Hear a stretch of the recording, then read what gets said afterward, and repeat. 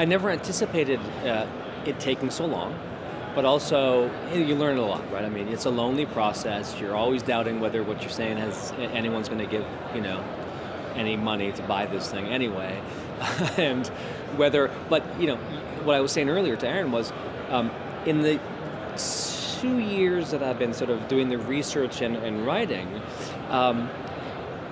the upside is that the research is substantiated the things that I intuitively felt as a designer, which has been good. So you learn about things saying, oh, that's why. Now on a brain level, I understand that now. It's not that, and I can go into offices, I'll go into my clients' offices and say, no, this isn't just my opinion. I can tell you by all this backup, all these meta-analyses that have substantiated that this is the way people are likely to react in this circumstance. And you should really pay attention to that. So that's been good. But also, you can't just read a book and see a guy listing a study and say, well, so-and-so, Daniel Pink said in his book, X and Y. You have to go back to the original study. So I've had to do a crazy amount. I got stacks of studies of science studies, neurological, neuroscience studies, and tons of research. So on a brain level, I have been off the charts for the past year. I've just been learning like crazy, and it's been amazing. It's called Retail Revolution, and the R is a small R in brackets, so it's of a play. The subtitle is Why Creating Right Brain Customer Experiences Will Shape the Future of Shopping in a Digitally Driven World. So it's really, so it's all about the evolutionary process of retailing, but it's 3 big chunks. The first part is all about shopping as a social paradigm. It has always been that way. Storytelling, play, or ritual, these are the components. Empathic relationship making, those kinds of things. The second part is all about neuroscience and what we're learning now about the brain, how it really works, and sort of and the third part's all about emerging technologies and how they're fundamentally changing the way we communicate, but also the way brands need to understand how to connect to customers in a digitally enabled world where it's going to be very different. And that device that we will most likely not hold any longer, it'll be something that we will wear, so our hands will finally be freed up, so we're not going to be looking at the world through this little window. That we will move very quickly because we're doing it now to a collaborative and cooperative, I call it a collaborative creative consumerism, where people who will be shopping in the broadest sense of the word, whatever that means, goods or services or otherwise, will be actively involved in placemaking because they'll be able to do it from their device or their series of devices that they'll have had will be tapped into the world of big data, will be able to know who they are, where they are, when they are, and what their preferences are, and that they will want to be involved in the making of place because it's an empowerment thing. It gives them a better sense of context.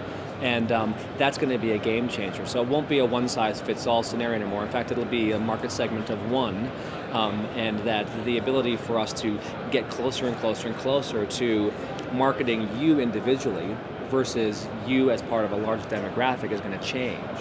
And so it's about how all these things are sort of coming together. And so it goes from the silk trade routes across the landscape of our brain to technology, and there's some crazy things that I've discovered, about emerging technologies, and that's why a guy like Aaron is so curious, and why I've been fascinated with MIT Media Lab and the people at Stanford and the Virtual Human Interaction Lab, and it's amazing. We will likely have experiences that are holodeck-like experiences from Star Trek, and I think probably a group of 3 things. Those experiences that are fully enabled or embodied, that you are not tapped into any kind of technology. They're just things that you do, without the enabling devices that surround us or the technology that will somehow interact with somehow. Then there'll be this, what I'm calling a hybrid group of experiences, which will engage all those things that are technology-based. So haptic technology, predictive analytics will come in, things like that are augmented reality overlays, Google Glass, those kinds of things, but Google Glass will soon go away and it'll become Google contact lenses, and we know that's going to happen. And then there'll be these other experiences that'll be purely virtual, and virtual reality, which is really more disconcerting for a lot of people because it makes them not feel so good, when you're in that sort of with a big visor on and you're in this virtual experience. However, if you're a gamer or if you're into that kind of thing, it's going to be amazing. So there's extraordinary opportunities, for placemaking, and the question really is, in a world where you have Amazon, who provides everything in groceries now that can deliver to my house, the question always is, well, why would I ever want to go to the store anyway?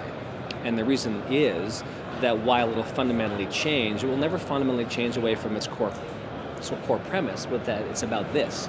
It's about the social interaction that we engage in. It's about the empathic relationships that we are built to want. It's about the novelty and that kind of dynamic interchange between our brains and the environments. And that's the curious thing, that our brains are in this place where our brains create experience, and experience out there creates our brains. So I was saying this morning, I said, where is customer experience? I asked. And we all think as designers, architects, retailers, placemakers, that experience is out there in the places that we build, in the materials we specify, in the stocks or the shelves that we stock with products. But in fact, it's entirely in our head, so far as the customer experience is concerned. I said, isn't it funny that we could, if I asked you to name 5 things under the hood of your car, you probably could. Carburetor, air filter, spark plugs, and people would go on, right? Yeah. If I asked you to name 5 things inside your head, people draw a big goose egg and they don't have any clue. Right? So I said, isn't it funny that if you can believe that customer experience is mediated by our mind, that most of us who are in the business of placemaking can't actually talk about the things that are what drives or is the creation of the experience of mind, and we don't know. So isn't it strange that we all do this, but we don't fundamentally have any idea what really drives decision-making behavior, what neurological or neuroscience sort of things are going on in our brains that really motivate people one way or another to make buying or not buying decisions. So that's my big push, is to try to get people to, in my industry, who are designing places for engagement, to have a clue that what they're doing is mediated by the brain, and that the brain actively participates in the creation of experience. And so it's a dynamic relationship between what goes on in your head and the places that you go to. There's a really great neuroscientist, Dr. Dan Siegel, and he came up with this concept of mind. The concept of mind says it's an embodied and relational process that regulates the flow of information and energy between people. It's an emergent property of the brain, but it is not the brain. I mean, the brain is not the mind, and the mind comes from the brain, but it is not the brain. So it is an emergent property of that. And when you take that and you parse it down, you look at how that relates to shopping experiences, it's really amazing, because shopping is an embodied and relational process that is about the exchange of information and energy. And so when you look to try to make connections with customers, how do you do that? Well, first you focus on their body, because that's where experience lives. It lives within us. And second, you focus on relationship, because without the relationship, you don't have anything. And that's the fundamental thing that has disintegrated, with sort of this digitally enabled technology, where we're communicating through our devices more than we are face-to-face like this. That ability to engage in sort of an embodied relationship is a fundamentally missing part. So that is the thing that will continue to drive people back to the store. Will it have all the stuff in it that it has now? Probably not, because differentiating on price point or having lots of it, whatever it is, will no longer be something that people will be so enthusiastically running towards, because, well, they'll be able to get that online somehow, easier and more convenient. So that whole idea that more is better is not the case. We know that from a brain science point of view. More actually makes it worse. It doesn't help you buy more or perform better or be more satisfied with your experiences that you have. It actually is very counterproductive in terms of creating a positive experience. So that idea that we used to say, pile them high and watch them fly as a retail paradigm is no longer going to work. And so it's about trying to understand, well, if it's not that, what does the store become as an experience place? In a culture where we're all so good at connecting by way of our socially mediated networks, there's some intriguing things that happen to us culturally. One, we're becoming amazing at being marketers, right? We have to, because if you think about how do you survive in your social network? You survive by posting and having people like what you are posting. And to maintain that consistent flow of people, friends, who are continually reinforcing and validating you. The only way to do that is to create content that is relevant to them and that is good. And so we have to become really, really good at knowing what's going to sell outside of us to our network. But that also means that we're becoming incredibly adept at knowing what is being sold to us. So customers are more savvy, and certainly millennials are more savvy and more knowledgeable about it. When they walk into a store, they know more than people have ever known before. But they're also remarkably good promoters of themselves, the brand of me, and that's what it's about. So selfies, made it into the Oxford Dictionary, I think this year, right? That we are all self-promoters. And what it means is that we perform our lives and we capture our lives in episodic moments, right? In things that can be shot out through a tweet or parsed into 140 characters or small enough in a video content or a picture that we can also, by the way, change, because we can use all these great programs and apps now that it's not just the picture we take, but it's the picture we take and we modify it the way I want to see it. So we're manipulating our experience, packaging and resending out, and that makes us great media moguls, all of us. If you're trying to market to those kinds of folks, you have a real challenge ahead of you because they're good at it and they know that what they need to do to remain relevant is be great at performance and have things that are uniquely zeroed in on what their individual needs are. So stores become performance places for brands and customers to engage in this Shakespearean drama, that I perform in a brand story and the brand performs in my life story. The brand takes part in my digital life stream and I engage in it that way. So it used to be that we were part of a brand story. But now we adopt brands into our live stream and we find a place for it to fit within the performance that I make and I represent to the world. So it's remarkable. What it means long range, I don't know. But I think what it means is that we won't have stores with tons and tons of stuff in them. And so we have showrooming. It's cleaner, it's better. I think there's a lot of people who, and we don't get that, I think. En masse, I think that retailers still are challenged with that idea that if they don't show everything that they have, they somehow feel that they're going to miss everything. But that's kind of a shotgun method to merchandising, right? As opposed to being really clear. Remember when you grew up, there was a Kentucky Fried Chicken commercial, and their tagline was, "We do one thing and we do it well." Maybe it was a Canadian thing, I'm not sure. But it could have been a Canadian thing.